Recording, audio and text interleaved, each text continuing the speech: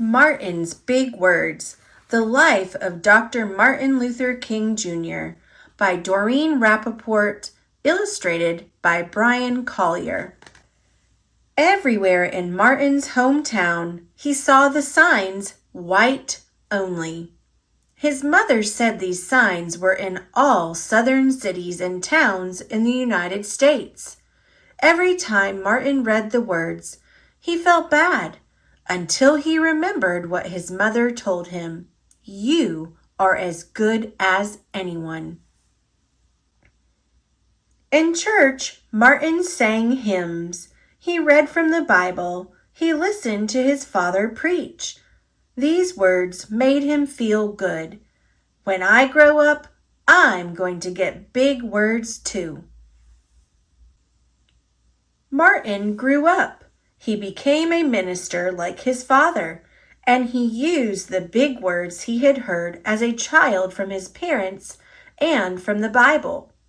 Everyone can be great.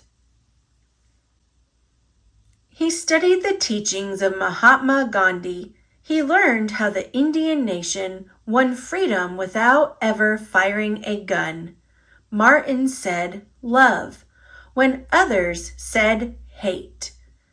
Hate cannot drive out hate. Only love can do that. He said together when others said separate. He said peace when others said war. Sooner or later, all the people of the world will have to discover a way to live together. In 1955, on a cold December day in Montgomery, Alabama, Rosa Parks was coming home from work. A white man told her to get up from her seat on the bus so he could sit. She said no and was arrested. Montgomery's black citizens learned of her arrest. It made them angry. They decided not to ride the buses until they could sit anywhere they wanted. For 381 days, they walked to work and school and church. They walked in rain and cold and in blistering heat. Martin walked with them and talked with them and sang with them and prayed with them until the white city leaders had to agree they could sit anywhere they wanted. When the history books are written, someone will say there lived black people who had the courage to stand up for their rights. In the next 10 years, black Americans all over the South protested for equal rights. Martin walked with them and talked with them and sang with them and prayed with them. White ministers told them to stop. Mayors and governors and police chiefs and judges ordered them to stop, but they kept on marching. Wait! For years I have heard the word wait.